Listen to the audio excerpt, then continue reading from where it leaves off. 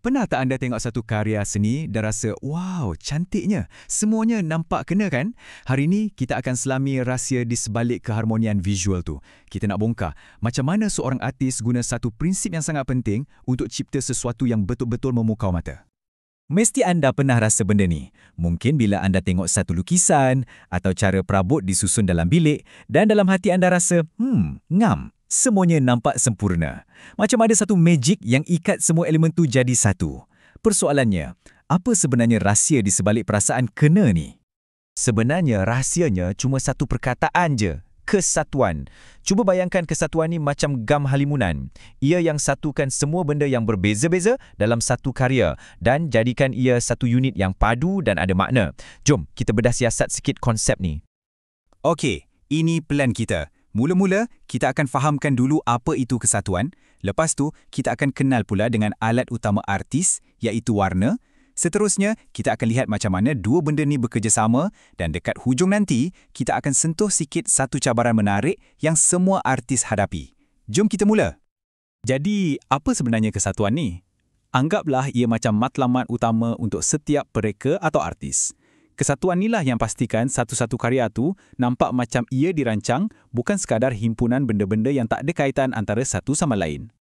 Kalau nak cakap bahasa mudah, kesatuan ni wujud bila semua elemen dalam karya tu, tak kisahlah garisan ke, bentuk ke, warna ke, semuanya macam berbual dalam bahasa yang sama. Diorang tak bergaduh, tapi bekerjasama untuk sampaikan satu idea atau satu perasaan. Hasilnya, satu karya yang rasa lengkap dan memuaskan bila kita tengok.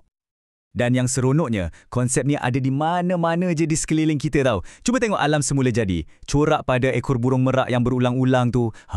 Itulah kesatuan. Kat rumah kita pun ada. Susunan perabot yang kita rancang elok-elok tu pun untuk wujudkan rasa tenang. Itu pun kesatuan. Malah dalam seni warisan kita, macam motif yang sama pada kain puas Sarawak. Itu contoh klasik macam mana prinsip ni diguna pakai. Okey, kenapa kesatuan ni penting sangat? Sebenarnya, ia ada kaitan dengan cara otak kita berfungsi.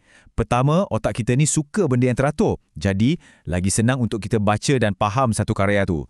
Kedua, ia bagi kita satu kepuasan visual, satu rasa harmoni. Dan mungkin yang paling penting, ia boleh buat kita rasa tenang dan selesa hanya dengan memandangnya. Baiklah, kita dah faham matlamat dia, iaitu kesatuan. Sekarang, soalannya, macam mana nak capai matlamat tu?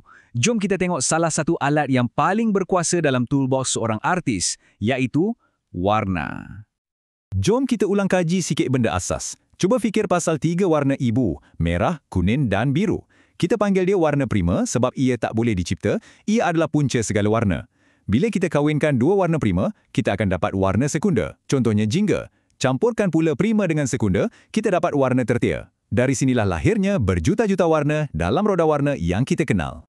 Apa yang menarik pasal warna ni? Ia bukan sekadar hiasan tau. Ia ada personality dan boleh kacau emosi kita. Warna-warna panas macam merah dan jingga ni seolah-olah menjerit, tenaga, semangat. Sebaliknya, warna sejuk macam biru dan hijau ni pula berbisik, tenang, damai.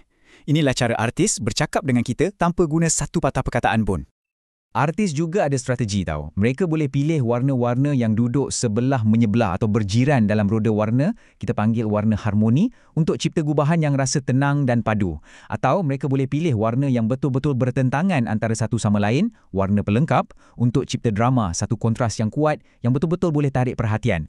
Tak ada yang betul atau salah, dua-dua ada fungsi masing-masing. Okey, sekarang kita dah sampai ke bahagian yang paling menarik. Kita akan gabungkan kedua-dua idea besar yang kita dah bincang tadi. Macam mana artis guna alat, iaitu warna, untuk capai matlamat, iaitu kesatuan. Sebenarnya, ada banyak cara nak capai kesatuan. Boleh guna pengulangan bentuk, garisan atau corak. Tapi, macam yang kita nampak kat sini, salah satu cara yang paling cepat dan paling berkesan untuk ikat semua elemen dalam satu karya adalah melalui penggunaan warna yang bijak. Ia macam jalan pintas visual untuk dapatkan keharmonian. Petikan ni memang tepat sekali. Bayangkan macam ni, seorang artis pilih untuk guna palet warna yang terhad atau mungkin dia cuma guna warna-warna harmoni je. Secara automatik, dia dah cipta satu ikatan kekeluargaan visual dalam karya dia. Setiap bahagian dalam karya tu rasa macam ia tergolong dalam komposisi tu. Inilah intipati kesatuan melalui warna. Okey, kita dah sampai ke bahagian terakhir dan yang ini Ini adalah satu dilema besar dalam dunia seni. Kalau kesatuan ni maksudnya semua benda kena seragam dan padu, tak ke nanti jadi bosan? Di sinilah datangnya konsep kepelbagaian, elemen-elemen yang buat satu karya tu jadi menarik dan tak jemu dipandang. Inilah soalan cepu mas yang membezakan artis amatir dengan yang pakar. Kalau terlalu banyak kesatuan, karya tu akan jadi kaku dan kita boleh agak apa seterusnya. Tapi, kalau terlalu banyak kepelbagaian pula, ia akan jadi serabut, kelam kabut, pening kita nak tengok. Jadi, kat mana titik tengahnya? Macam mana nak masukkan elemen kejutan tanpa merosakkan keharmonian yang dah dibina? Jawapannya, macam yang digambarkan di sini, terletak pada keseimbangan. Seni yang agung ni, dia sentiasa bermain di atas garisan halus antara keteraturan dengan kejutan, antara kesatuan dan kepelbagaian. Dan kemahiran untuk cari titik seimbang inilah yang membezakan karya yang sekadar okey daripada karya yang betul-betul hebat. Sesuatu untuk kita fikirkan setiap kali kita melihat dunia di sekeliling kita.